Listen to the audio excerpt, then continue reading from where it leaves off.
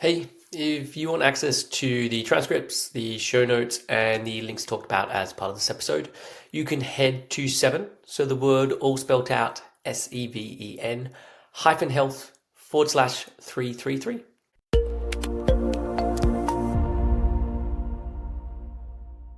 Hey everyone, welcome back to another episode of Real Health Radio. I'm your host, Chris Sandel. I'm a nutritionist and a coach and an eating disorder expert, and I help clients to fully recover.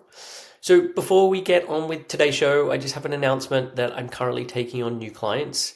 If you are living with an eating disorder and you would like to fully recover, then I would love to help. And it doesn't matter how long this has been going on, whether this is something that's been in the last year, whether this is something that's gone on for multiple decades. I truly believe that you can fully recover, and I would love to help you get there.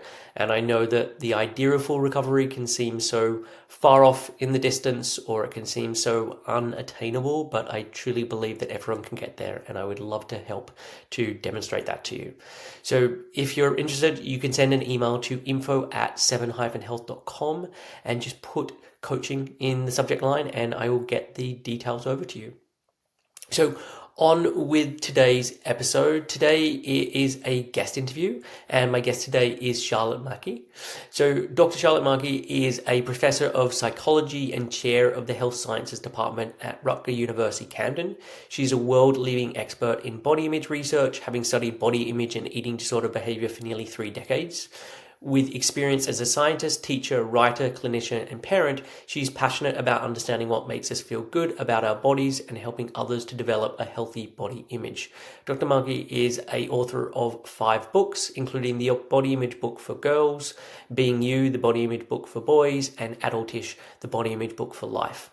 Her research has gained widespread media attention, having been featured in publications such as The New York Times, The Economist, ABC News, and Time Magazine. So I became aware of Charlotte. I've got some of her books, and I read through them and thought that it would be good to have a conversation with her on the podcast. I'd also seen her interviewed on other podcasts and enjoyed hearing what she had to say. And so as part of this episode, we talk about Charlotte's upbringing and relation to food and movement and body image, and ballet was a big part of her childhood. And so we talk about how this impacted her in good ways and not so good ways, and the subsequent work that she's done to repair some of this. We talk about what body image really means, and I really love Charlotte's definition with this, and it kind of launches itself into a real conversation around really the depths of body image, and that so often we think about it in this very narrow way. And so I liked having this conversation about what it truly does mean. We talk about some of the common struggles that can occur with body image as kids, as teenagers, as adults, the differences between boys and girls and men and women with body image, the benefit of having honest body image conversations with our partner and how liberating that can be, how much it can reduce shame, and really the importance of this. We talk about the impact of social media on body image and how we can navigate this, or also navigate it for our kids if we're a parent, why it's okay to care about how we look. And yeah, if people start getting into a lot of the body image work, it can feel like I have to just not care about my appearance at all. Like it doesn't have any impact on my life. And we talk about why that's just not the case. And we also talk about clothes and body image, and also how to navigate this if you're in recovery. So I really love this conversation with Charlotte, and I think we cover a lot of helpful topics and ideas. So without further ado, here is my conversation with Dr. Charlotte Markey. Hey Charlotte, welcome to the show.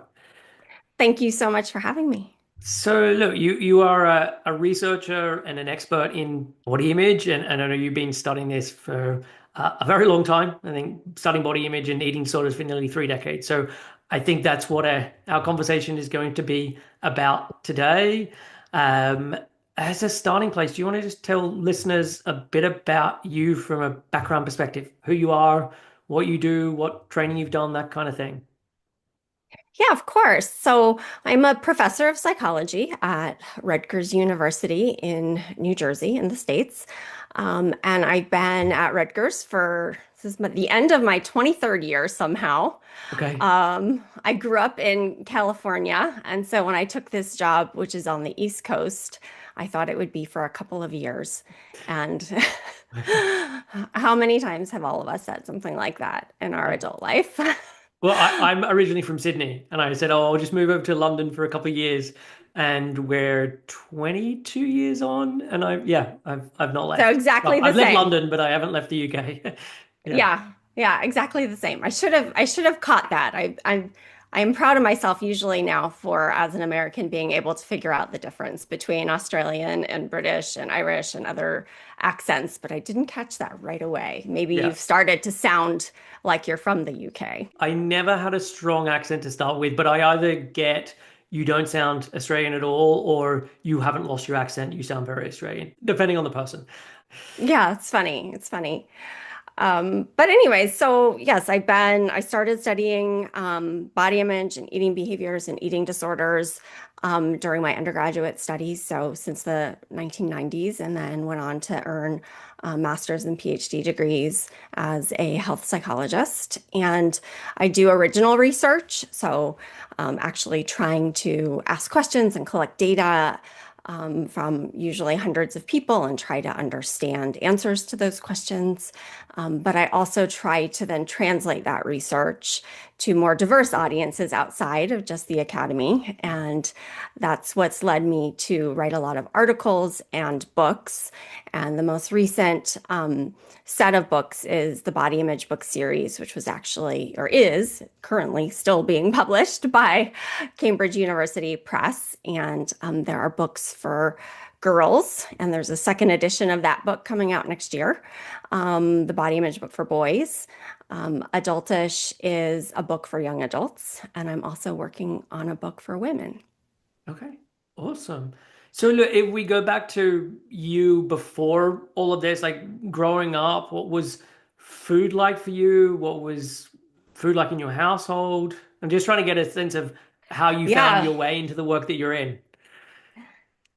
yeah. I mean, I think on the one hand, I'm a woman living in this culture, Yeah, and all of these issues are pretty salient, I think. So I never have trouble talking with people about the work I do because it resonates with, I think, everyone, yeah, essentially. So on the one hand, like my personal story is almost irrelevant. On the other hand, I did grow up as a ballerina, and there was a lot of focus. The 1980s was not a great time in the dance world. I hear it's improved since, but in terms of disordered eating being pretty rampant and the focus on bodies. I mean, when your body is your art, it's kind of it's a difficult thing to, I think, completely divorce how you look and how you're taking care of yourself from what you're doing. So that was definitely formative for okay, me. And it really wasn't until I left that world and started studying these issues, I think, that I saw how dysfunctional some of my childhood was. Because, like most of us, growing up, that's the only childhood we've ever had. yeah, So we don't necessarily know that actually this is not completely normal. Most people are not trying to avoid food, before puberty. yeah, So, I think for better or worse, the way I often cope with things is to intellectualize and to study and to learn, to try to understand. And that's very much what I think I did in my late adolescence and early adulthood. And I guess it's probably what I'm still doing. okay, sure. And so, yeah, when at what age were you when you got into ballet? Oh, I was 4. Okay, and Yeah. for how long were you in the ballet world, and what were your aspirations with it, or what track did you go down with that? Was this something that, okay, this was a really big part of my childhood? Yes, it was a big part of my childhood. As I kind of mentioned earlier, I grew up in California and I took lessons at and danced at San Francisco Ballet, but I didn't actually even live in San Francisco. So this would involve, like my family hauling me into the city from the suburbs multiple times a week. Okay. And I would never say that I was a particularly confident child, but I did believe I was good. Yeah. And I did think that like maybe just this is not an unusual story. I very much appreciate, but maybe like most little girls, I thought I would grow up to be a ballerina. Yeah. And, I didn't care that that meant probably having a very short career because most ballerinas are done by the time they're in their 30s, pretty much, Yeah. with performing. My mom had danced a little bit, and even as an adult, um, took lessons just for exercise Yeah. and had a real appreciation for it and took me to shows and things like that too. So, um, yeah, I mean, it's not like we were like a performing family. Like I would never say we were that good. Um, but for whatever reason, it did feel serious to me. And that may just be because I'm a serious person. Yeah. Um, or I have no way to verify now, really, like if I actually was any good at this. Sure. And what happened in terms of when ballet stopped? Was it like, was there a realization of like, I just can't do this anymore, or you got injured, or what happened? It actually was a really was a formative sort of turning point in that I did audition for like a company position, and um, these are very competitive, and I was pretty young at the time. I think I was like 12 or so, 13, and I was told you do not have a dancer's body. You will never be a dancer. Okay. And um, so I had no idea what to do with that. Like I hadn't even finished puberty. I really, just and it was a different era. No one talked about that. It's not like I got a pep talk afterwards from my family. No Yeah. one, no one, no one commented on that at all. Like everyone knew what had happened. Yeah. But, my choice at that point was then I still kept trying for a few more years. Um, and then again, there wasn't really a lot of conversation about it. I don't remember, like my mom or anything coming to me and saying, like, listen, this really isn't going anywhere. And this is like a lot of time and money. So I think Yeah. we should stop. It just, best I can remember, it was just kind of like, I guess it's done now.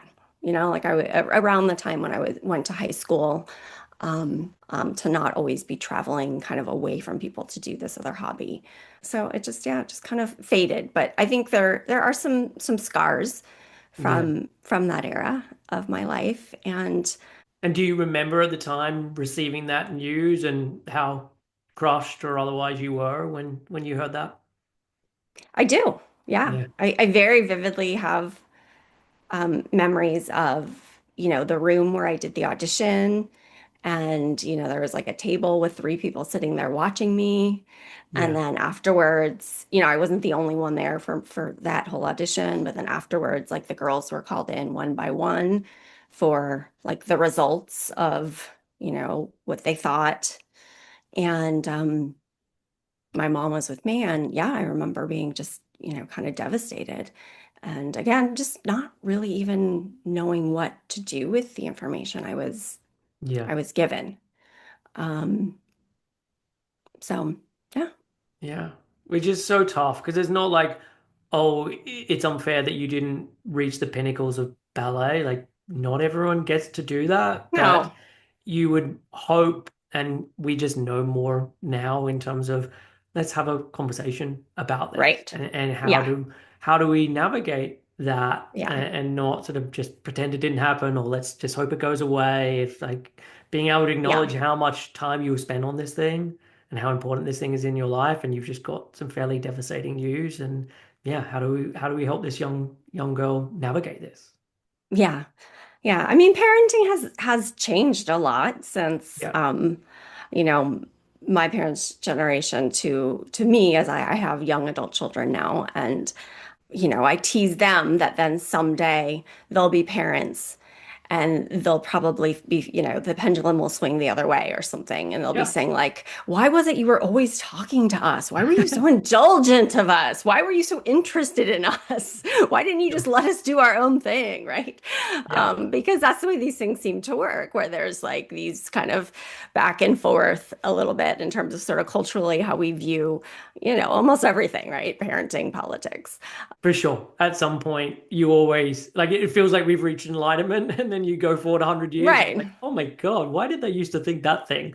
So yes, Exactly. I Yeah. I have enough hubris to know that the things I think I'm doing well, there'll probably be some pushback on it Right. later points in Right. life. Yeah, and I mean, I say that in part because certainly I think many adults can look back on their childhood and feel like, wow, that could have been handled better.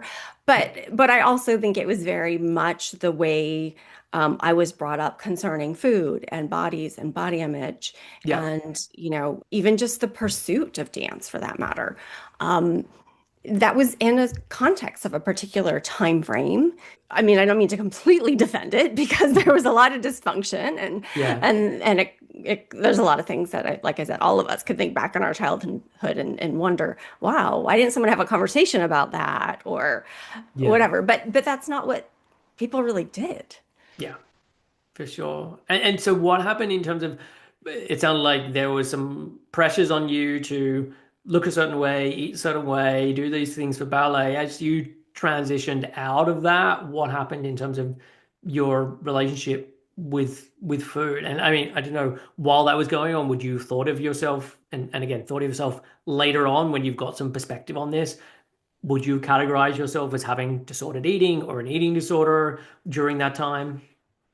I mean, I think actually while I was in dance, I was young enough that I was probably somewhat restrictive of what I ate. Yeah. That was also very much sort of modeled in my home life in terms of like, not having a lot of sweets or a lot of kind of, quote unquote junk food. Yeah. But I think really when puberty hit, a little bit after that and kind of high school, I think my eating became more disordered later, actually. I mean, I think some of the mentality was there from those ballet years. And then, I never frankly worked through it. There was a consequence to never having those conversations. Yeah. I don't remember ever having any kind of formal diagnosis, really. Yeah. Again, that was just of the time.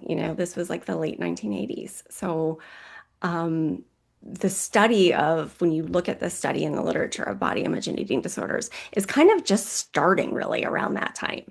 Yeah. So the public conversation was super limited.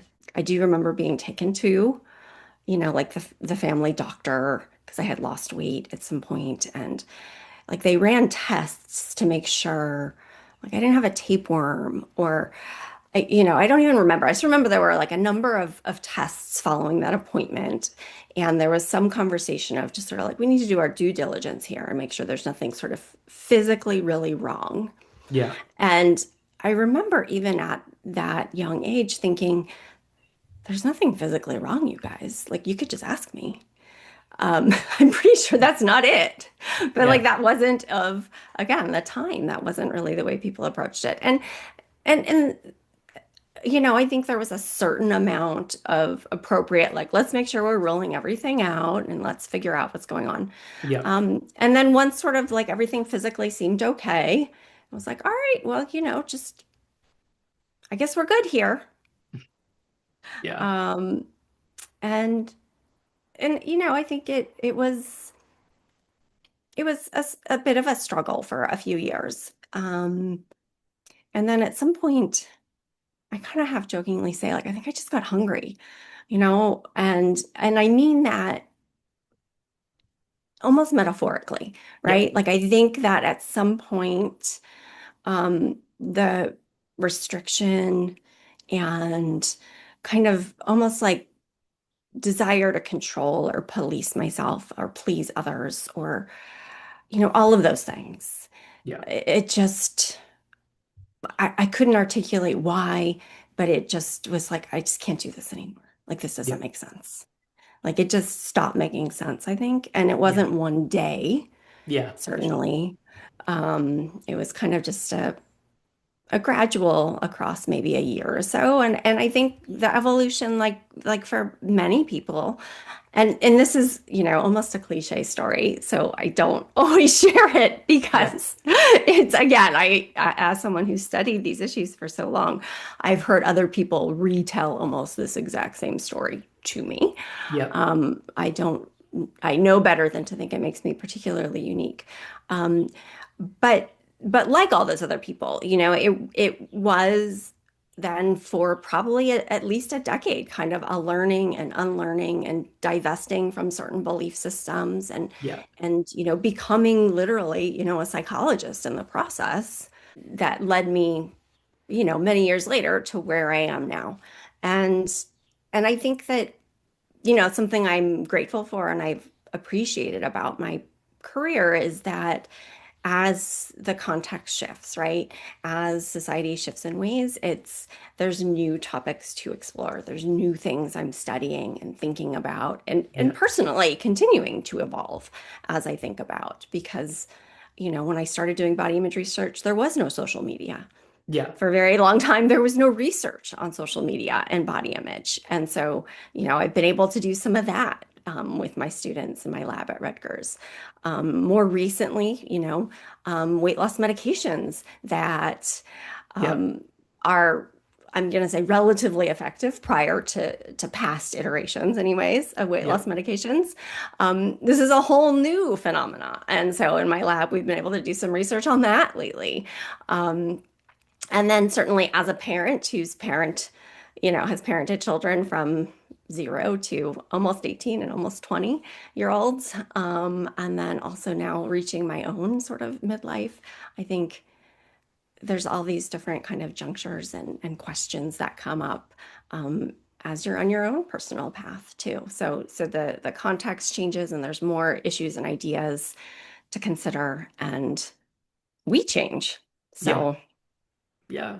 And I would also like, given the work that you've done, it's going to be shoved in your face through the studying and then through the research and everything that, yeah, it's not that people can't continue to live with disordered eating or with eating disorders or with struggles during that phase or while doing this kind of work, but there is this level of cognitive dissonance that then just continues to yeah, grow and to grow and to grow.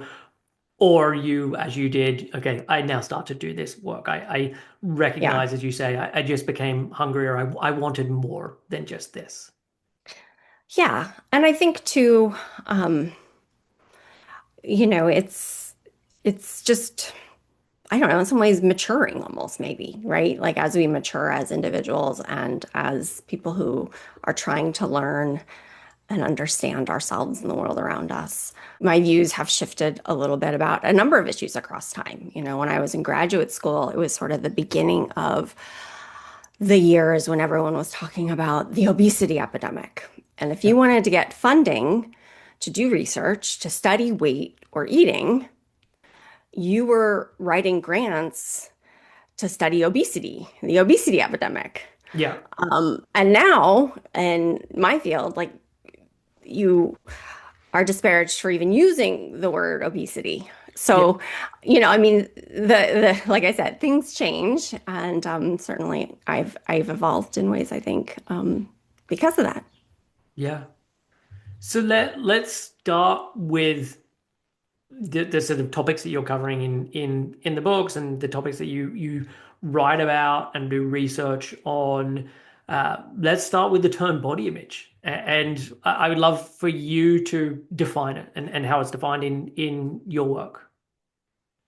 Yeah, so in research in general, body image is often defined as how we think and feel about our bodies and appearances. And I've always found that to be a very narrow definition. Yeah. And so I define it much more broadly. I think body image is an integral component of who we are, our identity. I say that in part because of the research I've done that shows these connections with body image and many other facets of our lives. So Yeah. we know that body image impacts our behaviors, especially health behaviors, things like what are you eating? How active are you? We know that body image affects our relationships, right? How do we engage with other people? Is it with confidence and self-assurance, or is it with deference, or someplace in between? Yeah. It's associated with our mental health, right? So body image is a predictor of depression, anxiety, substance use, and of course, eating disorders. So I think if I have to give a short definition, I like to say body image is how comfortable are you in your own skin? And that touches kind of everything else. Yeah, and I like that because it kind of gets away, as you said, from the narrowness of it just being about aesthetics or Right, how closely do I match up to some societal definition of beauty or thinness or whatever it may be, and really getting into someone's sense of self and self-concept and how they view themselves in relationships. I mean, as you were talking there, just thinking someone's body image is going to have a very big impact on their ability to have difficult conversations, or could right. have an impact on that. Yeah, It could have an impact on someone's level of being able to set a boundary. And yep. so I agree with you. I think it bleeds out into all of these different areas. Yeah, and I really reject the idea that it's just this superficial, I feel good about how I look. I'm Yeah, not going to say that's not a piece of it. yeah, It is, right? Because how we look is part of who we are. yeah, But we also know people who maybe aren't conventionally attractive, who are very confident and very comfortable with themselves. And all of that actually makes us perceive them as more attractive. yeah, And I think that just shows how subjective this is. So when we talk about sort of the physicality of it, we have to remember that that physicality is very subjective and also somewhat, I don't know if I want to say time limited in that, the ideals and the expectations surrounding appearances are kind of constantly shifting. So, yeah, it's not necessarily that our impression of other people's appearances are constantly shifting, yeah, but the cultural norms do. yeah. So it's very murky. Yes, for sure. Well, I just think about, okay, what was in fashion sort of Right. aesthetically through, I don't know, the last handful of decades, and someone who is at this point held up on a pedestal as being very attractive. You go back a couple of decades, no one is putting them in that spot because that's not what we're praising at this point. Right. Or this is why we all love, like celebrities' high school yearbook pictures, right? I mean, because someone who may be just sort of the epitome of beauty now, you can look at their picture at 17 or 18 and see a semblance, but maybe you wouldn't have picked him out of that yearbook back then, right? So some of that has to do with maybe how they've sort of fashioned themselves and present themselves to the world now, or even cosmetic work they've had done to themselves. And some of it is just our perceptions are shaped by, it's celebrity, it's a Yep. actress, it's a someone famous. Yeah, for sure. And I know, like with the books that you've written, they're very much aimed at boys and girls and tweens and teens, and so this sort of area up to young adults. Is that the area that you've done your research on, or you just felt like, okay, there's this gap in the market and no one's talking to that space? Like, why is it that that's the area you're writing about? So I think a couple of things. One, I have done research sort of looking across ages. But I think the longer you do this kind of work, the more you realize how essential prevention is. Okay. And I've talked with so many adults, even in some of my clinical work, who have had essentially disordered eating for most of their lives. Yeah. And the distress that that has caused across their lives is just, it's just gutting. It's just devastating to think about. And it often does make me think like that could have been me. Like Yeah. I was on that path in many ways. And I don't really know exactly how I got off of it, but I did. Yeah. And there are so many people who don't. And I think that, we want those messages for young people to be much sort of more accepting, much more, I don't know, confidence building, Yeah. um, informed, healthy, Yeah. adaptive. I mean, so many words come to mind. Um, than sort of the silence a lot of my generation, including myself, got. And so, Yeah. so I thought about it in proposing the body image book for girls and boys very much in terms of like if I could get this, to a 10-year-old, or when I was working on the girls book, my own daughter was about that age. Yeah. And I actually had her and some of her friends read drafts of it, Yeah. and I focus grouped it with her and friends and other young girls who were in like fourth, fifth, sixth grade, because I really thought like, God, what would it have been like to grow up with these messages in your head, these thoughts in your head, and it was just so fun, to be kind of in that space as a parent too, and to be thinking so much about how do I do this right for my own kids. Yeah. Um, and and something that also led me, I think, to thinking about these books was when I had started reading through puberty books with my kids when they were, I don't know. I mean, I started all of this very young because this is what I do for a living, so I'm more comfortable with it than a lot of people, I guess. Yeah. Um, but I remember my daughter, also, I think, kind of intellectually curious almost, right? Like just like wanting to read the next chapter sometimes and probably wanting to just not go to bed or whatever. But then having this like light bulb moment of like, there are some good books about like puberty and physical changes and kind of biology for kids now. And that's, I think, pretty new for this generation. Um, but where's like the comparable book about kind of like mental health and body image Yeah. and how we feel about ourselves? Because there was like, a paragraph maybe in the book about that. But, as someone who does that for a living, I was like, we need much more than a paragraph. So, when I proposed the books to the editor, I very fortunately still am working with, um, she was really receptive, and I guess I had all of these ideas going into it. And then the book I published last year, Adultish, was really intended for older teens and young adults and sort of like the next step, like, all right, you're out of puberty.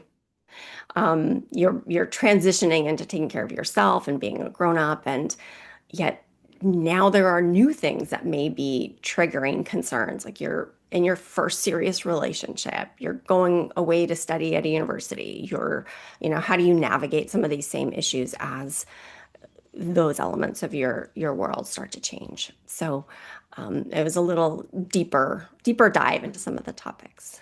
Okay. And look, a couple of things that just come to mind with this. Like one, you can't write about everything. Like you have to pick Right. a topic. Yeah. So it's not that, oh, it for adults, I don't care about this. It's just like I need to pick an area, and this was the Right. niche that was really speaking to me at the time because of my own personal experience with reading book with kids. And I just want to add that no matter what has happened at what point of life, like I do think that these things can definitely change. And I've had the experience where for a couple of years I was very much working predominantly with people in their midlife, Hmm. where for whatever reason, I mean I talk about eating disorders, I talk about people who've lived with eating disorder for a long time, many decades, and so I was attracting that group of people pretty exclusively. And I would say over the last 6 to 9 months, I'm now getting much more of a mix where I'm now having people who are in their early 20s, and I don't work with anyone who's under 18, but people in their early 20s, all the way through to people who are in their mid 50s. Hmm. And it's just, yeah, a really useful thing to kind of recognize and to be able to share with the people who are in that younger age group of and say, look, I know this feels like it's been going on for a really long time. I don't want this to go on for multiple more decades like this. Yeah. Like you can change, and I want you to change so that you don't have to go through this. And then the people who are in their mid 50s that I'm working with, it's like, hey, you still have many Yeah. decades ahead of you. And Yeah. it's already gone on for a really long time. I don't want this to go on any longer than it has been. Um, But it's been interesting kind of seeing that shift in terms of now having more people of different age groups that I'm working with again. And also realizing that yes, there's some differences, but man, it's the same. As you were speaking, I was just thinking that exact same thought because I've written the books for kids, I've parented kids, I've worked with kids. I'm now working on this book for women, and it is somewhat prompted by the fact that I'm in midlife and I'm doing more clinical work with people in midlife. Yeah. And it's just interesting to me to think about this life transition, which frankly, before I hit it myself, I was not thinking about a whole lot. Yeah. But there are so many things that, just like you say, that are the same. It doesn't matter what age group you're talking to, some of the same issues come up. Yeah. And yet there are like these little differences, right? Sure. That I mean, even social media is like it's a constant, even with a lot of the older people I talk with, that Yep. they're impacted by social media. But it's also a little bit different in that, there's more impulse control when we're older, or you have a job, so you can't just be on your phone all the time, or Yeah. Or so you remember a time when there was no social media right. versus it has always been there, and since the age of 8 or 9 or whatever, it's been a constant in my life versus, yeah, this was a thing that cropped up in my mid 30s, and I remember a life before Instagram. Right. Yeah. Yeah. And so it's I don't know. I think that's what's both so interesting and kind of fascinating to me about these issues is that, like I said, they really resonate with everyone in some similar and also some unique ways. So it keeps it kind of interesting. Yeah. And in terms of like you talked about with reading other books to your kids, finding things that were great and then stuff that wasn't so good. So when doing these books, what did you want to have them be, or how did you want to shape them to be different from what else was available for young people at the time? I mean, really, there was not a body image book available for kids. So there Okay. are a few now. Yeah. There are none that I'm aware of aside from mine that's really focused on boys. There are boy puberty books, but there's really no other boy body image books that I'm aware of. There are a few other kind of girl body image books just since 2020 when I published the girls book. So, I think I really wanted and I aim for all my books to be evidence-based and to talk about research in super digestible ways and to talk about how, our bodies are not just like the source of an infinitely malleable project that we're just Yeah. going to keep having to work on. And then when we finally, get it how we like it, everything's going to go well. Like that's kind of an important theme throughout all the books, right? Is to reach some degree, I think, of self-acceptance and pushing back against some of the cultural messages that are very, they're consumer messages. They're about buying and fixing and transforming our lives in ways that are often very unrealistic. And, we need certain products to do that. So there's beauty industries and diet industries making a lot of money off of all of our insecurities. So I think, trying to make all of that really clear, like this is kind of a rigged system. And so you Yeah. have to kind of make a choice. How much do you want to participate in this rigged system? Normalize conversation about issues like body image and mental health more broadly, because I think it's not unusual for someone, at least temporarily, to have some kind of mental health challenge. But there still remains a fair amount of stigma. So certainly that's gotten a lot better. People are often still like kind of embarrassed to admit they need help, or they feel like it's they have to then be saying that they've failed in some way. And I think that if young people grow up realizing like actually it's normal, you're probably going to have like something that's going to challenge you, and it will be easier if you get yourself support and help. And that can be informally or formally. It may be you buy a book, or it may be you start therapy, whatever. But Yeah. that's okay. That's totally normal. I guess I think about these things as an academic in some ways. Like, what's the evidence? What kind of research can I pull on to make this, well, just evidence-based? And then also I think about it as a mom and a person, and how can we normalize and shift the culture and just help young people feel more comfortable with themselves. Yeah, for sure. And look, as I was going through the books, there was definitely a reflection of like I would have loved to have had something like this as a kid or as a young teenager, because I think there were a lot of things in there that I would have liked to have known at the time around that, and there just wasn't the culture of talking about those things. And again, we're many decades on from me being a teenager, but yeah, there was a lot of stuff in there that would be really important to know. And also, like as you were talking there, like as you were talking about like the challenges of life and things that come up, I so much of what I work on with people is to help them recover and okay, having these coping skills so that you can eat this food, or you can take that time off exercise, or you can do these things in recovery. And these are the things you're going to use for the rest of your life. Like Yeah, everything I'm showing you, I use in my everyday life. I've got a right. wife, I've got a 7-year-old child at the point of recording this, I've got a business that I run, I've got parent, like stuff happens in Yeah, life, and being able to have these various ways of being able to cope that aren't an eating disorder or aren't something that is destructive or maladaptive, or is you're paying a huge price for. Yeah, to be able to have those skills are really, really important. absolutely. And again, sort of back to the whole concept of, I think, almost prevention, right? Like helping young people to appreciate that, gosh, if you can attain these coping skills, if you can kind of have a healthy mindset about some of these issues before you're even an adult, Yeah, then, that might really save you a lot yeah, of struggle later. That's not to say that everyone, who like reads a book is going to, have a complete epiphany. I know better, but at least it's adding, I think, to the cultural conversation. And there's just, there's nothing more flattering to me than when like a friend or a stranger even sends me a message and says, like, I just walked in on, my son who's, in fifth grade and he's reading your book.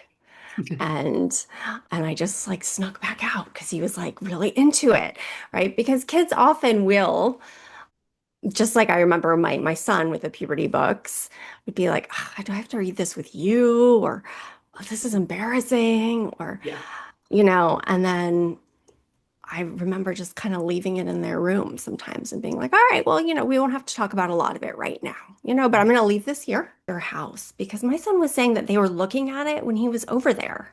And I was like, oh, they were. It's like kids are naturally curious. yeah, And a lot of the issues that I write about are not maybe quite as sexy, literally, as some of what's in like kind of puberty and physical development books, but some of them are still pretty interesting to young people. And so I think just having that information out there in the culture more is important. yeah, for sure. And when you first had the idea of doing it, was there always, I will do one for girls, I will do one for boys, I'll do one for older adults, and I guess like the reason for doing the separate books. Yeah, I talked with my editor at length about that, and it's kind of an ongoing conversation, I think, because, the book for girls just felt like so pressing and probably in some ways personal to me, and yet right away we were like, well, but we don't, want to create this like gender dichotomy that isn't a reflection of the real world, and how do we address that? And yet I also did want to talk about puberty a little bit, and so to put it all in one book, I thought would be overwhelming. And frankly, when you're writing a book, you have to think a little bit at least about your audience. If people don't read it, then there's no point in having written it. Yeah, And that's why the girls' book is the cover is purple and the boys' book the cover is black, right? I mean, it's not because those are my preferences, and it's not because I want to stereotype, the genders, yeah, but there is, there are different things that appeal. to different genders. So the boys' book I was writing before the girls' book was out. It's just they went right, really in quick succession because I very much didn't want to leave like that gap where there was one gender addressed and not the other. Yeah. And then we weren't sure where to go next. I Yeah. really did want to kind of continue the conversation for a little bit of an older audience. And part of that is because when you're writing with a 12-year-old as like your target audience, there's a lot you just have to leave out. And it's For sure. not just because like they can't understand it developmentally. Like a dating relationship is a little bit like they're not quite there yet, probably. Yeah. So it didn't make sense or so that's part of why I was really committed to adultish, to thinking about like, okay, Yeah. what's next as these kids age out of this book? What's next? Yeah, for sure. And so then let's talk about this more in a little bit of detail, like in terms of the concerns that girls may have or the concern that boys may have with their bodies, their appearances, like what are some of the similarities or what are some of the differences? Yeah, I mean, a lot of the similarities have to do, of course, with how girls and boys believe they're perceived by others. Most people are concerned with not appearing too heavy, right? With trying to attain gender sort of beauty ideals, right? Or Yeah. appearance ideals. And they're not exactly the same if you're identifying as male versus female, of course. Girls want to be relatively slender and a little bit muscular, but not too much, and, you know, petite oftentimes. And boys want to be tall and more muscular and more powerful. And so there are similar issues at sort of the broadest level, and then kind of the specifics start to look different for Yeah. girls versus boys. And there's more restricting often in terms of food consumption among girls versus boys. When boys start to engage in more sort of maladaptive behaviors, they often don't conceptualize it that way. And people around them often don't either. So we know that, right, when boys are diagnosed with an eating disorder, they're usually in the more serious throes of an eating disorder than a girl because it takes longer to get to a diagnosis and it's Yeah. usually a more serious problem. And that's because they start off with things like, well, I'm going to go to the gym every day. And most people in sort of the vicinity of a boy would say, like, oh, that's great. Yeah. You're being healthy, Yeah. right? Or they'll make choices like, I'm not going to eat dessert anymore. And again, like, great, very healthy. There truly are young people who are physically active and, careful about what they eat in a way that's not maladaptive. There's also a lot of borderline cases and then some that go really kind of awry and end up in disordered eating or eating disorder territory. So boys are interesting in that way, in that it's kind of less obvious, I think, what's going on. And I think that's part of why they just weren't studied in the academic literature for so long, Yeah. is that we were so used to thinking about body image and eating disorders in terms of the manifestation among girls and women, which was much more focused on restriction often. When people started asking more questions and different questions of boys and men, we were like, oh, wait a second. This doesn't sound good either. It's not the same, Yes. but Yeah. Well, it also mirrors how we as a society talk about dieting, whether it's for girls and women versus men and boys. Like there's very much this for men, it's about longevity, it's about biohacking, it's about productivity and performance.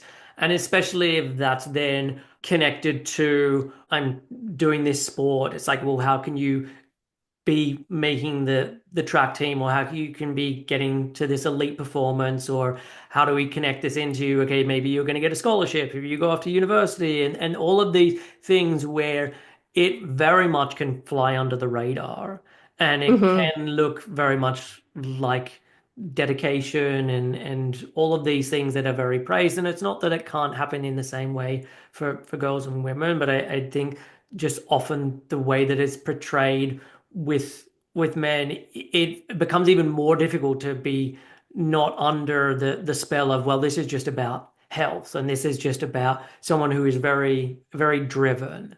And so Yes. I think that's often how it can very easily get missed. Yeah. And notice just as you're describing it, it's with boys and men, it's so much more often like sort of functionality Yeah. related, right? Like I'm going to be a great athlete Yeah. or I'm going to become really strong. And it's not Life portrayed, enhancing. right, right. It's not portrayed as like an appearance Yeah. issue. It's a show of strength and not submission almost, Yeah. right? It's not about Whereas, insecurities. right, right. And yet it often is, Yeah, for right? sure. Yeah. But Um, as a performance piece, it's not about insecurities. right, right, right. And Yeah. what's, so fascinating to me, I sometimes think about when we're talking about boys and men and so much focus on muscularity and protein and, sort of being like the biggest, best version Yeah. in this sort of powerful way. It's not that I don't appreciate the aesthetics of that, right? And I've never been a man, so I guess I don't know from my lived experience what it is exactly to embody that. But I sometimes stop and think like, well, but what do you need those muscles for? Mm. Like what, it's such an interesting, like I get that maybe they look nice and that having some strength is good just for, living your life. Yeah. But what's really admired is like you don't need those kind of muscles, like unless, I don't know, maybe if you're like in the army and like, uh, Yeah. I mean, most of us just live, frankly, kind of sedentary lives and sit at computers and unless you're getting in bar fights on the weekend or I don't know. I mean, it's just it's kind of a strange. It is what it, I mean, what it feels like, and I can't remember where I heard this on a podcast before, but I really relate to it. Is like, it feels like there's been a conversation with the wrong group. So it's like men have talked to men about what they think women want, and women have talked to women about what they think that men want. And there's this Hmm. real mismatch between what someone is trying to achieve because they think it is this desired thing versus what the other person really wants. And I'm making some big broad brushstrokes Yeah, here, of talking about course. Yeah. heterosexual relationships and all of those kind of things. But like, Yeah. you ask most men about their insecurities, it's like penis size, it's about the size of muscles, it's these kind of things. And if you ask like women, like, what is the thing that you're most looking for in a prospective date, husband, long-term relationship, most people are not putting penis size anywhere on that list in their top 10, top 20, top 50. And yet if you ask most men, I that's know. going to be in their top two, three, five. And there's this real mismatch. And it's the same as when I'm then talking to um, female clients, um, from their perspective, all the concerns and their worries, and no one will ever date me, and no one ever want to sleep with me, and no, and it's like, I'm not sure you're really understanding what I you're know. really into and really care about. And so, yeah, it feels like if we could be having some honest conversations with the other parties, as opposed to, yeah, the bigger muscles, yeah, other guys may be impressed with that, but most women, it's just not that important. Yeah. I mean, you call to mind for me a few studies that I've actually done across my career, and one of them is just these in broad strokes, looking at how romantic partners view each other's bodies. Yeah, And what's interesting is that, you know, like if me and my husband were asked about this is kind of how we did it in the study, yeah, separately though, more apt to be, right? And vice versa. So like there is some sense of like how the other person feels and views you being relevant to your own self-perceptions. But men are much more likely to think that like frankly a less sort of emaciated woman is healthier. And women think that men want them to be, this very small, perhaps not even well-nourished kind of figure. yeah, And so we saw that looking at romantic partners, right? So what you describe as sort of this like cultural phenomena, like we identified and tried to map out among actual couples. And then in a different study, we actually had couples then first sort of fill out these body image instruments on their own. yeah, And then we asked them to get together and we recorded them having conversations with their instruments in front of them. So they had to like talk through how they had rated themselves and their partners with their partner. Okay. And it did seem to be that like having, this conversation with their partner increased their understanding.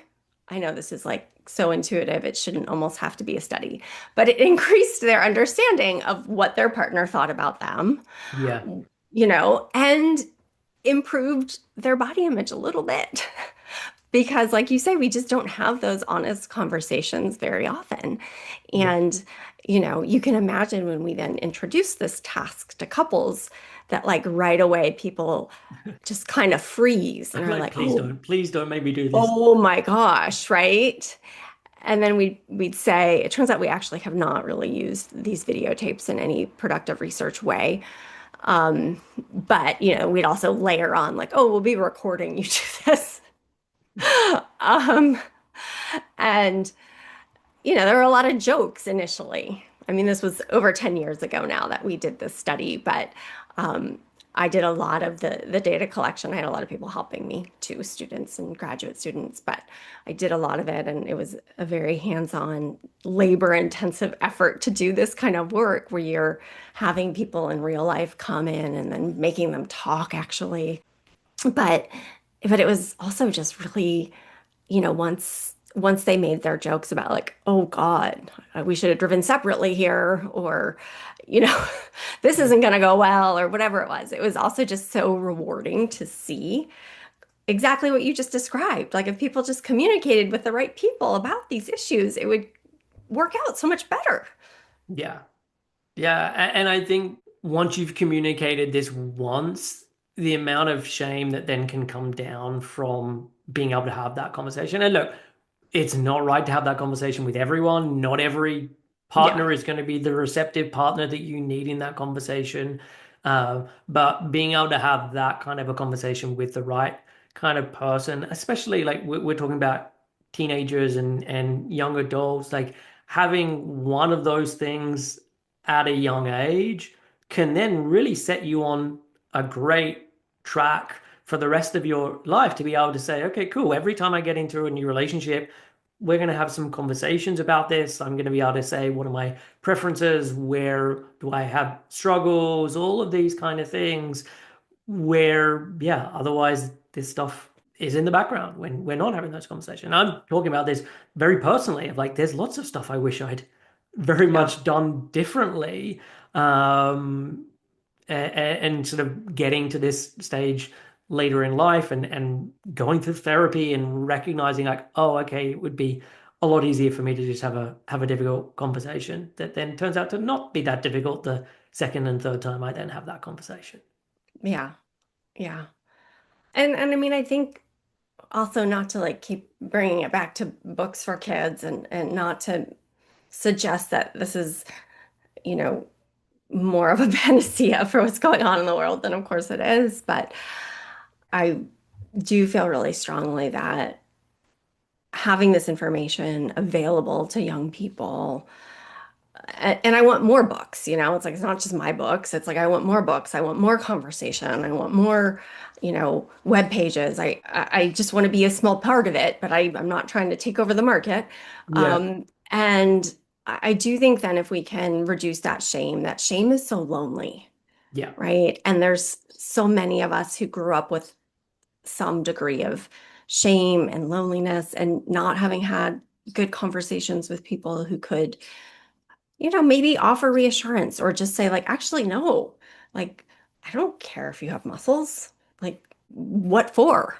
yeah, I want you to take care of yourself so that you're healthy and not sickly and we can, do fun things together. But I don't want you to spend hours every day on this body project that then detracts from other areas of our life. Not that like, of course, like 16-year-olds are going to have those kinds of conversations. That would be a bit intense. yeah, Um, but I think there are developmentally appropriate conversations at different ages. And I do find it really rewarding. And I love it when I talk to young people now and and there has been some really positive cultural shifting. Young people can identify a lot of this, even if they haven't internalized it. Yeah. They're definitely wiser about body image issues, I think, already. And so, met with some good information, that wisdom, I think, is really protective. But it's just so fun to see when you are talking with like a 14-year-old. There's a girl in I think her story appears in more than one book actually, who just she was literally 14 saying to me, the media would make you believe we should all hate ourselves. But I just decided recently that doesn't make sense. I'm not going to do that. And I think, God, wow, like that's good for 14. Like that Yeah. just is amazing. Yeah.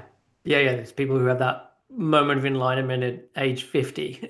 If we can get Right. there at 14, like all the better for sure. And Yeah. so I'm wondering, like, there's probably lots of people who are listening here who are the adult, who do have young kids, and just wondering, okay, how can I then be setting a good example for them, or even just the question of like, can I even do this? Can I raise a body confident kid, or can I raise someone who feels good about themselves when I feel not so good about my own stuff, and I'm working on this, and maybe I have an eating disorder, maybe I've got disordered eating, but yeah, like how can I be a good role model even if I don't have this necessarily figured out for myself? I mean, I think one thing as a parent that I love to say to my kids, and I hope they hear it, is like none of us have this all figured out. None of us have everything figured out, Yeah, right? And I think that there's real value in yeah, letting our kids know from a young age, like, listen, I'm doing my best, yeah, but I don't know how I'm supposed to behave in this situation, or I yeah, don't know how to handle this, or I don't know what to think about it. So I think, first of all, give yourself grace. If you don't have it all figured out, that just means you're a human being. None of us have it all figured out. yeah, Second of all, of course, if you're struggling, if you're distraught, well, then that's not good for you or your children. And so I think it's a good investment in yourself and your children to, find help in a way that makes sense for you. And again, I think that we can self-educate, we can read, we can listen to podcasts. There's a lot we can do on our own terms, but then, you know, oftentimes talking to a professional is really helpful. And I think someone, especially who specializes in these issues, whether it be a therapist or a coach, or there's even registered dietitians that do a lot of this yeah, kind of work now. It's not that it will necessarily require like a weekly commitment for the next decade. I see people have breakthroughs sometimes pretty early on, actually, that, yeah, I mean, it's not necessarily good for business because some people I'd like to keep talking to, but, it's great that sometimes just getting the support, getting to process things that no one's let them talk about really before, or not in an honest way, and yeah, with kind of support, and can be really, really helpful. So I think that if you're a parent and you're struggling, think about making the investment in yourself, whatever that looks like. And sometimes saying to your kids, like, well, maybe I feel a little self-conscious about this, but I shouldn't. I think that's okay. I think also it can be really valuable to fake it till you make it in some things, yeah, especially if you have really young kids. As your kids get older, introducing more nuance into the conversation becomes more honest, but young kids aren't always able to get that. So that food is stressful then, yeah, right? And so even if it feels stressful to you, then I'd say this is a good place to fake it, get yourself support. And the interesting thing is often the more you fake it, the more, it's not faking it at some point. yeah, And similar things can happen with body image, right? So if you have a child in the room with you as you're getting dressed, which, as we all know, if you have small children that follow you around, these things happen, right? yeah, Instead of looking at yourself after you get dressed in the mirror and saying what may come to mind, which is like, this is not looking good, you know, just say like, oh, this feels really comfortable. Let's go, or these pants are so perfect for what we're doing today, right? Like just again, don't be self-disparaging and don't make topics stressful that we don't want to be stressful for our kids. And then that's what they learn, that's what they see.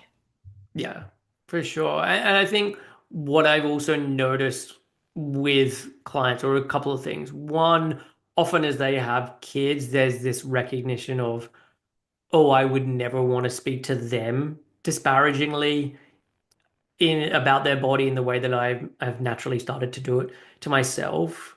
And I think for me, that can often be a useful reframe for Yeah. them, or when they're struggling, it's like, okay, imagine this is your daughter, and what would you be wanting to say to her in a moment where she's tried on a dress and it feels a little tight and she's feeling upset? How would you help her navigate with that? Because for most people, that's where they're able to be so much more compassionate Yeah. and are able to find the words and support, and the struggle can still be, but I don't feel like I deserve that. But at least in the beginning, okay, well, let's imagine that this is that small human that you spend so much time with, that you have this love for and are so protective of, and how would you like to speak to them?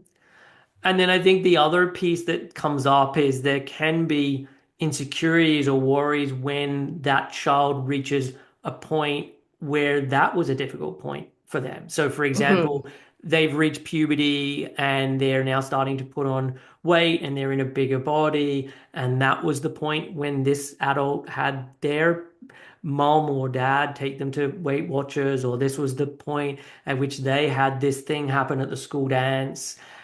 And there can be this feeling and this of being pulled in two directions of like, I want to protect them, and there's this feeling of I could protect them by helping them shrink and avoid these kind of Hmm. things, and also the recognition of like, okay, this didn't necessarily work out well for me when I've gone down that road.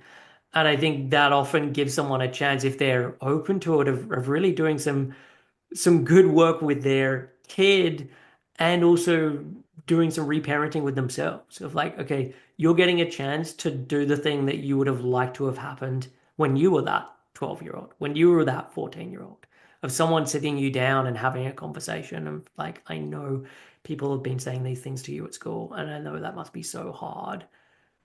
And the solution is not for us to start dieting. It's like to help that person feel that they're Hmm. valid and they have self-worth and that they're intrinsically beautiful and all these different things.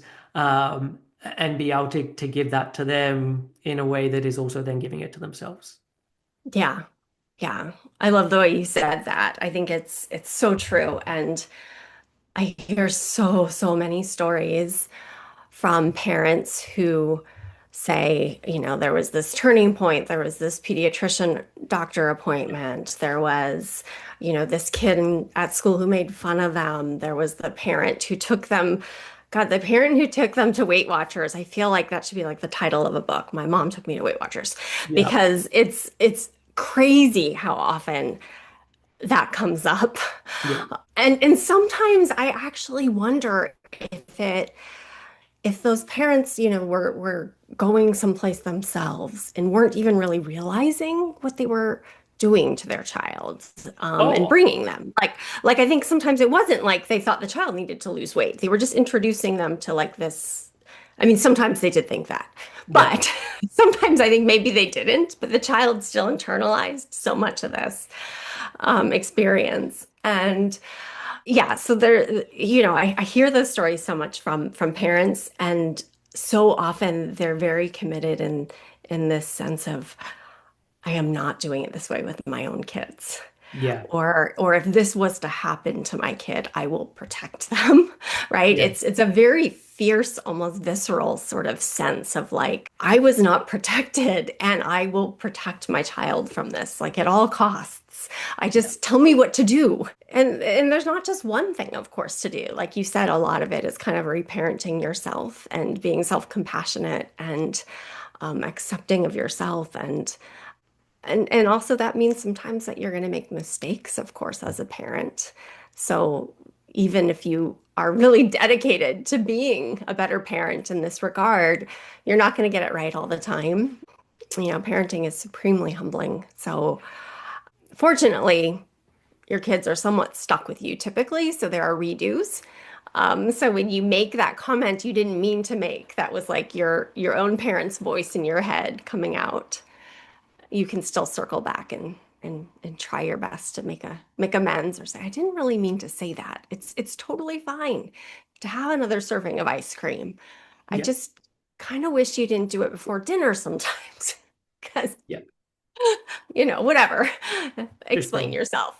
Yeah. But And but I also I think that's important, and I'm not saying that people should mess up intentionally so they right. can repair it. Yeah. You're going to have enough opportunities Oh, yes. without doing that intentionally. But I would Yes. say that the repair work is so important for them being able to show that you are this fallible human being, that you know how to have self-awareness and recognize I made a mistake in that moment, how to have a difficult conversation and take accountability. Like these are all really important skills that kids then learn when you make a mistake and you know how to apologize for that mistake. Absolutely. And I think there's, in my mind, just so few things almost more important than teaching our kids that, perfect doesn't exist. We all mess up. But we also can keep learning, right? Like we can keep trying. That doesn't mean because we've messed up that we're bad, there's something wrong with us. It's just kind of part of our own personal, journey, I guess, right? To figuring things out. Yeah. And I mean, it then helps in terms of the self-compassion piece for the adult in learning self-compassion. Like I can recognize I've made a mistake here and that I need to make amends. And I don't have to call myself all the names under the sun about this. I can recognize, hey, we all make mistakes, and this was an area I did, and I'm gonna make it right by having this conversation. And yeah, I think that sort of perfectly encapsulates what self-compassion is. Absolutely. And so, what about in terms of social media? And obviously, social media is something that's, I don't know, at this point, like 10 years, 15 years old. And so, yeah, Yeah. what is the research showing around kids and body image? And I know this is a very broad question, but yeah, what have you learned from your research or other people's research? Yeah, I mean, so I think there's just this growing body of research about social media. And yet there are still limits to what that research can tell us because a Yep. lot of the research is not longitudinal. So we don't really have many studies that, follow kids, let's say, before they're on social media, until they get on social media, and then across adolescence, right? Because social media hasn't been around, frankly, long enough for us to have the results of that kind of research. Yep. And that's what would be ideal in my mind is if we had studies across like a decade. Your kid gets on social media at, I mean, it's supposed to be not before 13, but let's be realistic, like 12 or 11. And we're following those same kids until they're in their early 20s. And every year, every other year, we have assessments of their body image, their mental health, Yeah. their different use of social media, right? Like, I don't know of a study that's that thorough. Yeah. So, what we have are more short term, often just cross sectional studies. And, what I think they suggest as a whole is that social media presents a risk factor, Yeah. right? It's not going to be a detriment to every kid. In fact, it can be a real source of support for some kids. Yeah. Some of the research that my lab has done that I'm most proud of as it pertains to social media, tells just a very simple story in that what I think the study I'm thinking of shows is just it depends on how kids are using social media, Yeah. right? And I know again that's very obvious, but a lot of the early research focused on like, well, what platform are they on, or how many minutes every day, Yeah. or maybe their age, or if there was another risk factor, or whatever it may be. And a lot of that early research like just never really asked kids like, well, what are you doing on social media? Yeah. Right. And again, I hate to be stating the obvious, but, if kids are like just sending their friends messages so that they can meet up and go get pizza, or they're posting pictures of their puppy or their, I mean, this is all pretty benign. It's actually like a lovely form of human connection in many cases. Yeah. And we saw, especially during the pandemic, that was really valuable to a lot of teenagers. But, if they're following celebrity culture really closely, if they are invested in like some of the Fitspiration kind of social media universe of how you should be lifting weights and what kind of foods you should be cutting out and what kind of protein you should be adding in and, whatever. Yeah. I don't actually follow those things very intentionally, so I don't even know what they're doing at any given time necessarily. Yeah. But, all of that can be really detrimental, right? Or like the what I eat in a day kind of Yeah. like, just makes no sense. And yet social comparison is so incredibly powerful and seems to be one of the primary mechanisms that then drives body dissatisfaction and even disordered eating and other mental health concerns, because it's just very hard when we get that real visual of someone doing something that seems better than us or looking in a way that feels better than us. Yeah. It just makes us then feel bad about ourselves. Yeah. And there's been some research even like, well, can we label images, right? If it's on social media and say like, oh, this was edited, or, even like this isn't real life. But what's interesting is those labels and that kind of uh, attempt at intervening in terms of any negative consequences of viewing and engaging with that kind of media tend not to be very effective in Yeah. most of these studies, because our response is just really kind of it's like a knee-jerk response that we can't always reason our way out of Yeah. very easily. Yeah, for sure. And I think there will be moments when someone feels really triggered and it is very obvious.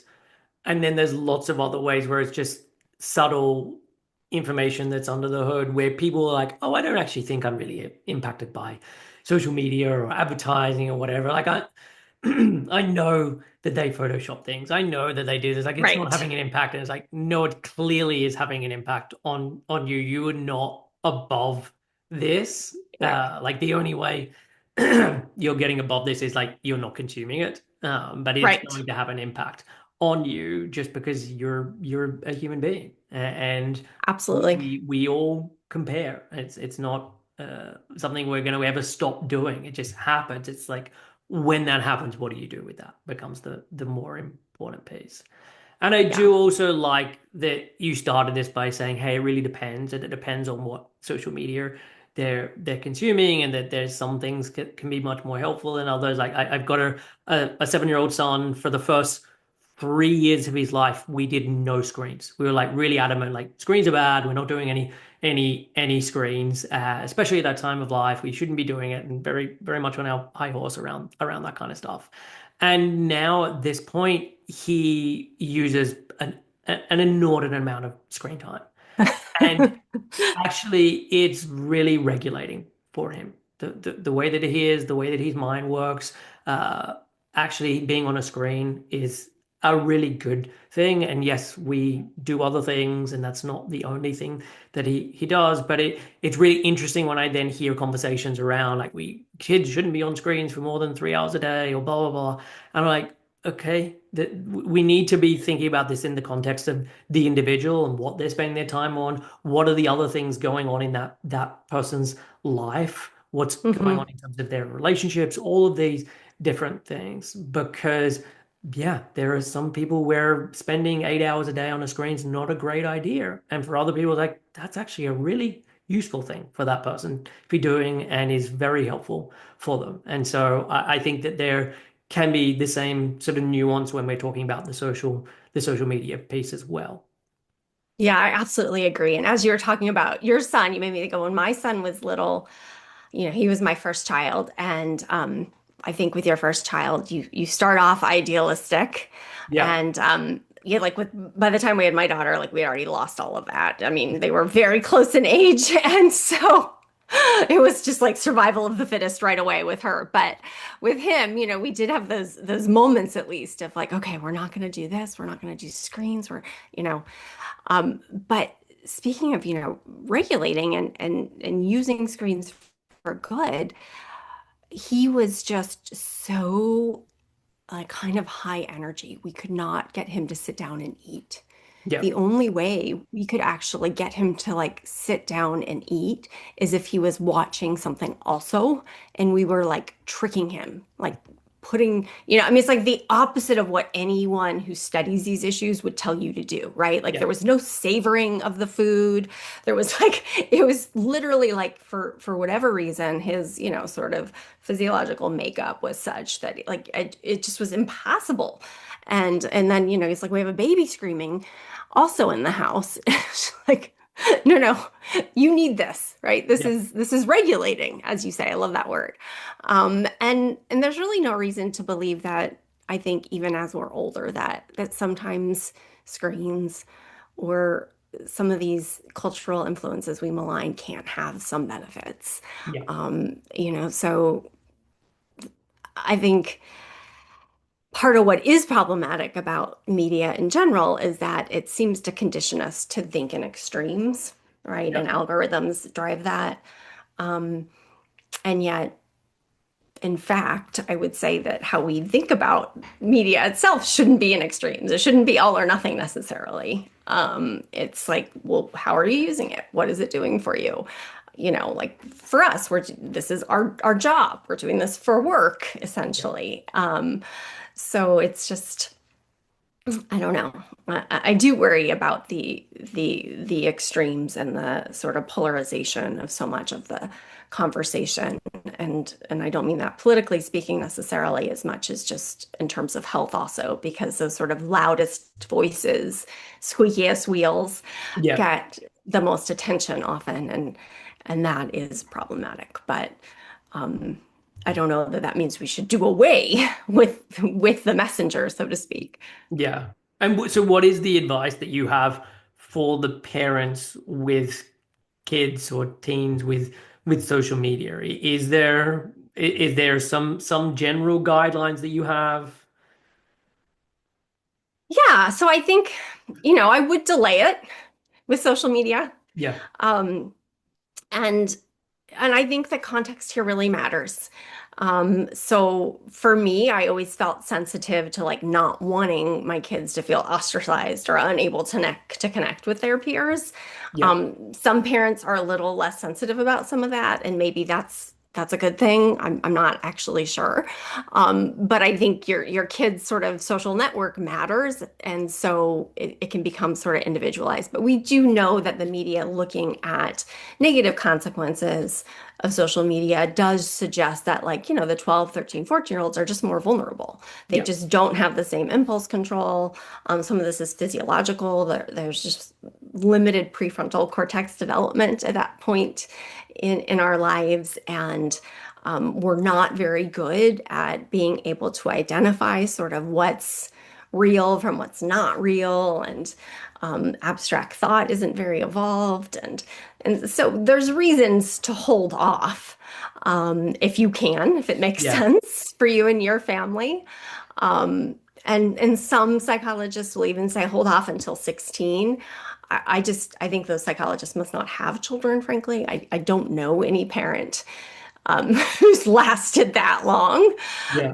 without their kid on any kind of social media.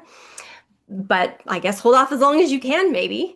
And then I do think with the introduction of social media, it's a really interesting opportunity to engage with your child at first and to maybe set some sort of preliminary ground rules. Like, okay, here we go. Maybe now you have a smartphone and now you're on whatever platforms. And, like once a week, I just want to sit down. I want you to show me what's going on. I'm interested in what you're doing. Yeah. And to try to sort of communicate non-judgmentally about some of that. Um, I mean, one, it's a little bit of a safety check, frankly, but more importantly, kids like to talk about popular culture, and it's something they're better at than us usually. They know more about popular culture than us. And Yeah. so it's a good way to sometimes connect and talk with kids. And then also just to sort of discreetly work in like, oh, that doesn't look very realistic, or, why are you following that person? Or ask some questions. So it can be a way for parents to at least initially engage. Again, if you have a 16-year-old letting you do this, then God love you. I have no idea how you're making that happen. But Yeah. but if you have a 12 or a 13 or a 14-year-old and they're sort of stepping into this world, then I think having some monitoring and some conversation is appropriate and can be really helpful. And I think really aside from delaying, communicating about, trying to set some boundaries, whether that be like no phones in the room at night or no screens, some of it's really basic, like no screens during meals Yeah. actually becomes really difficult at some point, depending on the age of your kids. And that sounds ridiculous, I know, but I mean, we've definitely had arguments in my house where it's like, we're all eating, just sit here for 10 minutes. Just like, what are you doing? And I think also, you know, we have to do a better job, not just as parents. I don't think this is all on us at all, but culturally in working on media literacy. I really view media literacy as a public health issue, and Yeah. I wish that educators could take it up more. I think that a lot of teenagers are kind of ripe for finding it interesting to think about like, oh, are we being fooled?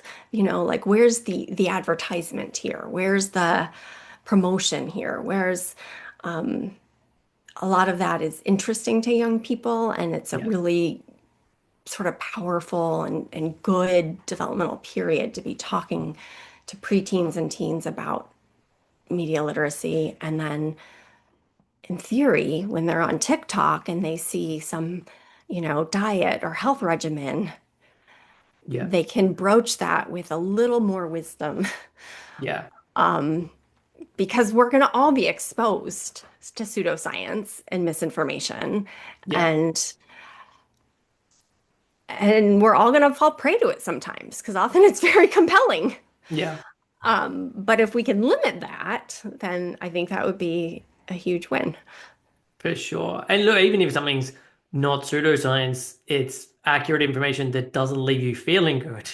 It's like, okay, Yeah. still, this is still not helpful. Because it's like, as you were talking about all the things that would be useful for uh, you doing with the parent with your child, I was thinking this would be the same thing that would be useful for an adult to do with themselves. And it's Yeah. really interesting. Like I never really got into social media any big way. I was on Facebook when it first came out in what is it, 2008 or 2009 or whatever, and I was on it. Never really got into Instagram in any meaningful way. Started doing them both from a business perspective because that was what everyone said to do. And then at some point I was just like, I can't be bothered with this. And so I had a good 2 years, maybe longer than that, where I was not on social media in any way. Didn't have any apps on my phone, wasn't using it for business or anything. And probably last June or July, I made the intentional effort of getting back on Instagram purely from a business perspective of like, I think this could be helpful from a business perspective. I feel like I can do it in a different way. I want to figure out how to do this where it's actually really supportive and meaningful for what I do, for the change that I want to make in this world. And so it's been really interesting to know that I've had this time of having no social media and then this time of actually having social media. And as much as I say, oh, I just want to use it for business, it's amazing when I go, let me just check how that post has gone. And then I start scrolling and then I follow this thing and that thing. And just noticing those differences and being able to take a step back and notice, you know what, all the times where I end up scrolling is when I'm really tired, when I'm feeling a little more anxious, or things are feeling a little more overwhelming. And so I'm able to notice like this is the fourth time you picked up your phone today. Like what's going on? just and being able to have that recognition. And I think that only comes about where there can be truly a point of contrast. Like if you're Yeah. constantly on this thing, it just feels like this is the norm. This is how I wake up, Yeah. and this is how I spend my day, and this is what I do when I'm not feeling great or whatever. And so my suggestion for anyone listening is have a break for Yeah. some length of time, whether this is a week, whether it's a month, whether it's whatever, so that you can have a point of contrast to when you come back and noticing, hmm, this last week since getting back on social media, I don't feel as good about myself. There are Mhm. more insecurities coming up about the food I eat or the exercise I'm not doing or whatever. But I find that it can be hard to notice that except in the really extreme moments. Mhm. And those things for all the subtle stuff, people just are unaware. Yeah. Well, I think too, it's important whether you're a kid or an adult or a parent or, whatever your stage of life, if you're using social media, I often tell people, if you spend even a half hour or an hour kind of trying to clean up your social media Yeah. or purge, like unfollow or try to manipulate your algorithm for good, Yeah. essentially. Um, I often I have not done a study of this, so I can't say this with certainty in Yeah. a sort of evidence-based way as I wish I could, but I feel like because most of us probably are spending at least an hour on social media, and we know for teenagers, it's more like 4 hours a day, which is just crazy. But if you were to take that half hour, an hour, and really consciously think about what's appearing in your news feed Yeah. and what maybe you can try to get rid of, Yeah. I really think that could affect mental health in a really positive way. Yeah. I guess the best evidence I have for that is just that I've been pretty cognizant ever since I've used social media of kind of how I'm engaging and who I'm following. And, I'm sure my news feed looks fairly bizarre compared to most people's in that it's like almost all about mental health or like silly motherhood stuff or Yeah. positive body image. I mean, it's like like some of the negative influences I just frankly never see because of what I do and how I have used social media. I Yeah. mean, for the most part, it's not perfect by any means. But I think that, you know, it can be a positive experience. Like I've actually met people through social media that are really valuable to me professionally, and I'm friends with at this point. That we've connected because I've said like, oh, I just read your book, and it reminds me of like what I'm trying to do, or would you want to do something together? I mean, there's at least a dozen people I can think of probably who I've literally quote unquote met on social media, which sounds kind of weird to me at my age, Yeah. but started out in sort of a professional, like, we're both psychologists or we're both authors or we're both parents or whatever. So it can be a valuable resource, like you said, for business or for connection or for getting interesting information. Yeah. So it's just a matter of, I think, kind of how we use it. And there is research, though, looking at social media breaks. So Yeah. there is some studies on this, and we just did one in my lab that actually looked at kids when they went to camp in the summer and they couldn't use their phones Yeah. at camp, like they weren't allowed to bring them. So it was, a clean break for the longest I think any study has looked at. And that's not published yet, but as you'd expect, there are some positive consequences of having that break. Yeah.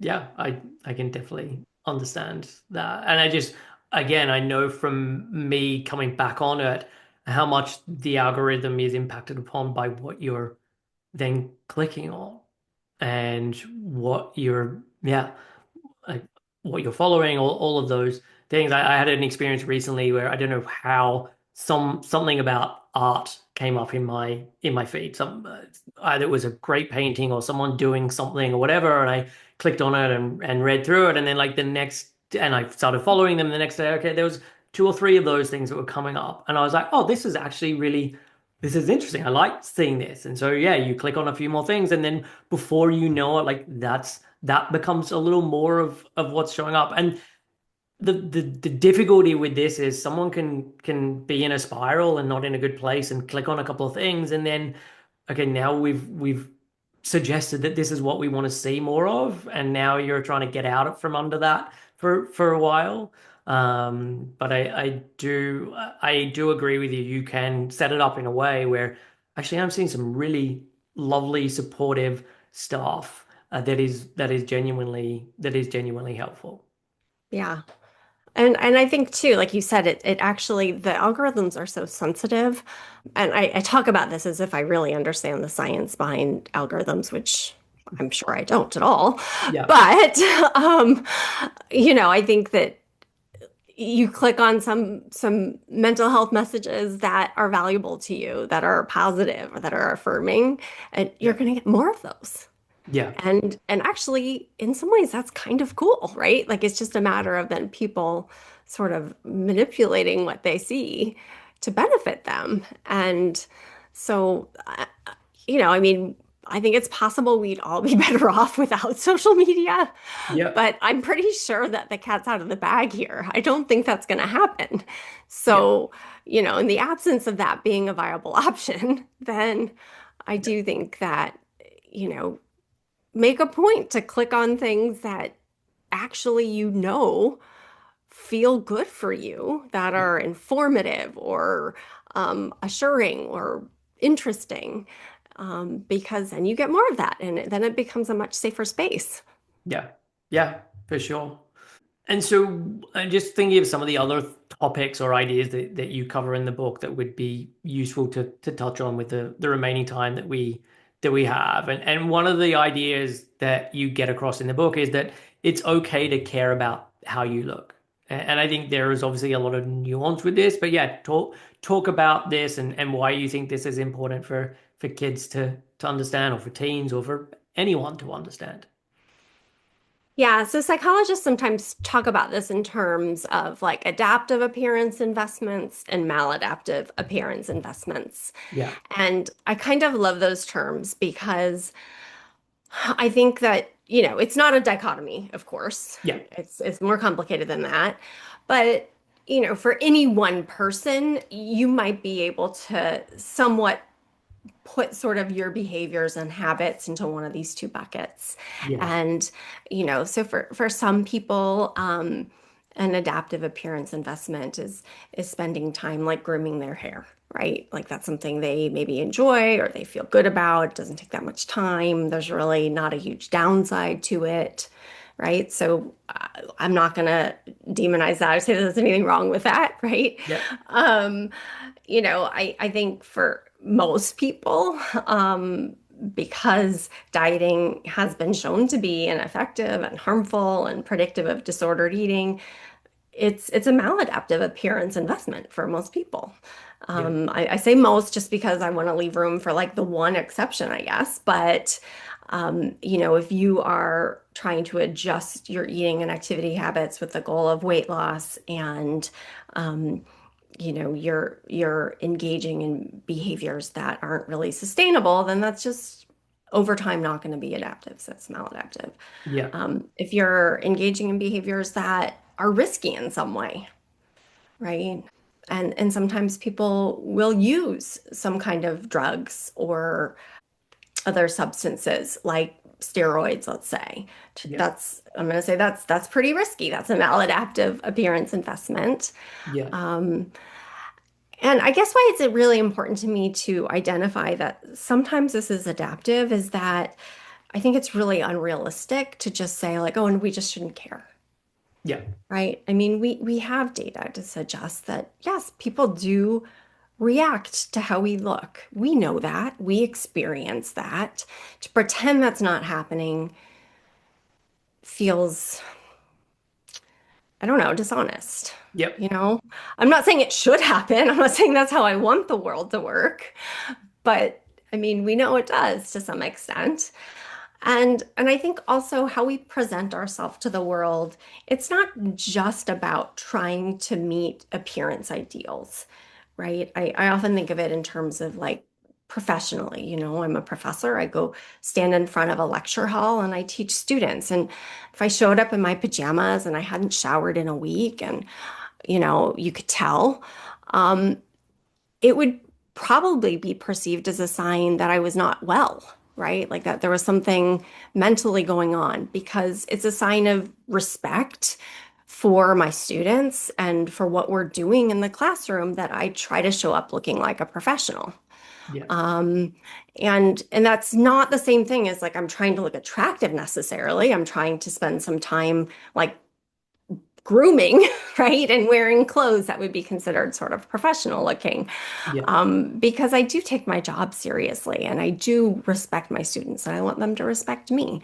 So some of these investments we make in how we present ourselves to the world, again, it's not just like I want to be beautiful or meet some ideal.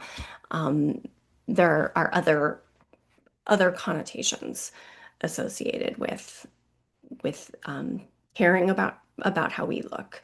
And I think sometimes too, some of it is, it's an investment in ourself in a way that is trying to take care of ourselves or respect ourselves, not necessarily trying to meet unrealistic ideals.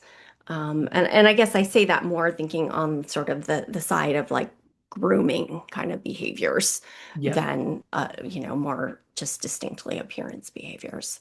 Um, so I don't know, it's complicated. I love thinking about this topic because I do think that, um, there are certainly people in the body image world who would just sort of say like, oh, it doesn't matter, or I don't care, or you shouldn't care, or, are very one extreme. And I just think that that doesn't resonate probably with at least 80 or 90% of all people. It doesn't frankly resonate with me very well even. So Yeah. I think, if that's where you are, great. That's good too.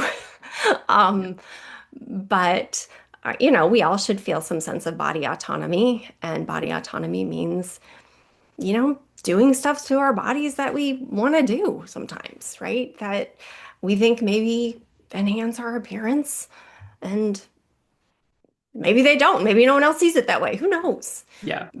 But it's just what we need to do to feel comfortable living in our own bodies. For sure. And I like just some things that come up when I hear you talk about that. I think having this be driven much more by an internal sense than anything else. So I'm thinking of a couple of clients that I'm working with now who are going through recovery, who are seeing their body changes as part of that. And obviously that's a challenging experience to go through and navigate. And then talking about like how much they're into to fashion and how much Yeah, like fashion is something that's important to them. They like to be able to express themselves through clothes. And I'm not wanting to say to them like, no, you shouldn't do that. right, You should just right, dress in a hessian sack. It shouldn't be important. right. That's Like this is something yeah, that yeah, is creative. And yeah, when they say they like dressing a certain way, it's not, as you say, all about like, oh, I'm dressing in the way that makes me the sexiest human alive. It's just I see this as like a creative expression of who I am, and I like having this particular kind of style, and this is in a lot of ways about how I feel comfortable in yeah, who I am. And so, yes, I think from my perspective, there's nothing inherently wrong with caring about how you look. It's just what are the methods that you're going to achieve this thing, and how much of your self-worth is baked into this one thing. If yes, this is your one and only sense of identity and self-worth, like you're in for some trouble. Whether it's yeah. this week, next month, next year, like Eventually, eventually this is gonna not be a great thing. But if there's a yeah, decent amount of identity diversification and there's this one area that is part of this that you really like, I don't think there's anything inherently wrong with that, as you say, as long as you're able to do things in a way that is sustainable, we're not going into huge amounts of debt because I'm trying to buy this brand of clothes Right. and I really can't afford that. But Right. yeah, otherwise, I don't necessarily have an issue with it. And I would also just kind of piggybacking on something you said earlier in the conversation, when we think about appearance, often when we think about it for ourselves, we can get very black and white about the aesthetics. But when we think about the how we think about other people, we notice that there are so many different dimensions to it. Like Yeah. they're just so smiley or bubbly, or I really love having these really in-depth conversations with this person, or I always feel like they're just super present and like Mhm. really engaged. Like those things are attractive, Yeah, for of lack of a course. better word. Yeah. And being able to understand, like when I think about, like I care about how I look, can we bring some of that into it? And again, not for this external validation reason, but just like, hey, Hmm. I want to show up as this kind of person. Like I love getting the response that, oh, you were really engaging, not because I wanted that from that other person, but it's like, oh, that's a value of the kind of person I want to be. And so, yeah, how can we take this thing that is not going away, that is intrinsic to being a human, has evolutionary reasons for why it's here, and do it in a way that is genuinely serving us Yeah. and not creating more harm. Yeah. Yeah. Yeah, I couldn't agree with more with everything you said. And it's so funny when you said made reference to a client whose body's changing, and the first thing I was about to say, or was in my head was, well, you're not going to just tell them like, yeah, put a sack on then, right? Yeah, Like, who cares?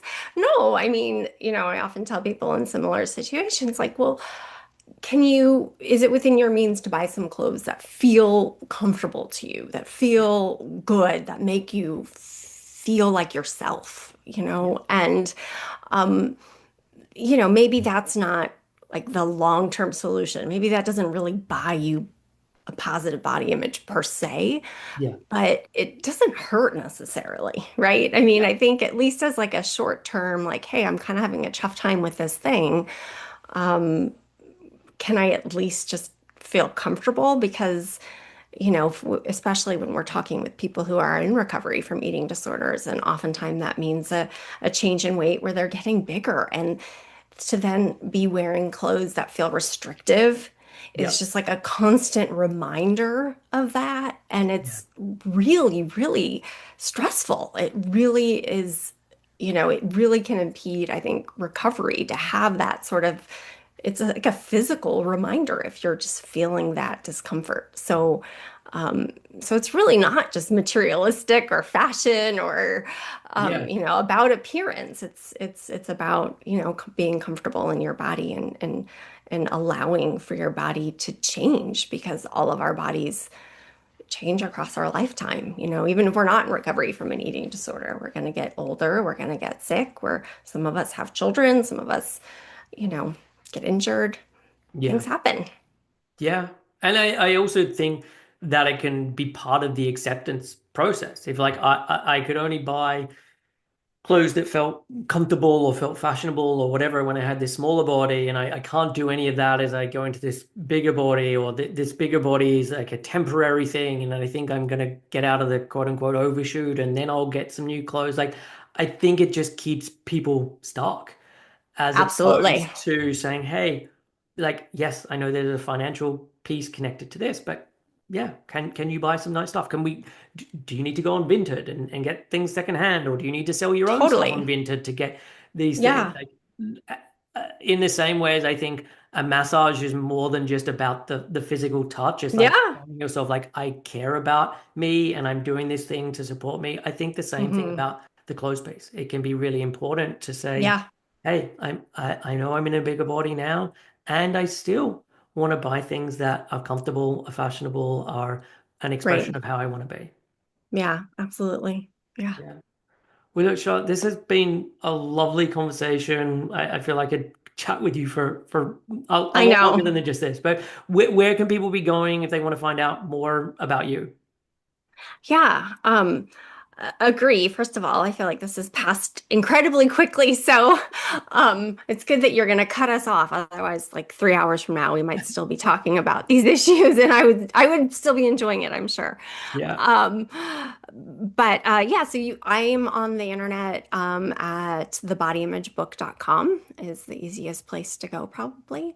And I am on social media, mostly just Instagram, and it's at Shar_Markey. Um, but yeah, I have my own ambivalent feelings about how much time I spend there and what I do there. So who knows? At least for now, that's where I am, though. So Okay, cool. Well, thanks for this opportunity. you're welcome. And yeah, I'll put all of those things in the show notes. And yeah, thank you for coming on. And as we talked about through this, you've got lots of books. And so if people are interested, please check out the books. Yeah, thank you. So that was my conversation with Dr. Charlotte Markey. I really enjoyed this one. If you found it helpful, if you liked what she had to say, then as I talked about at the top, she's got quite a number of books with this. And so I would recommend checking out her books or going to the links that she talked about in terms of her website. That is it for this week's episode. As I mentioned at the top, I'm currently taking on new clients. If you're interested in help reaching a place of full recovery, then I would love to be that help for you. You can send an email to info@7-health.com and just put coaching in the subject line. So that is it for this week's episode. I will be back next week with another show. Until then, take care of yourself and I will see you soon.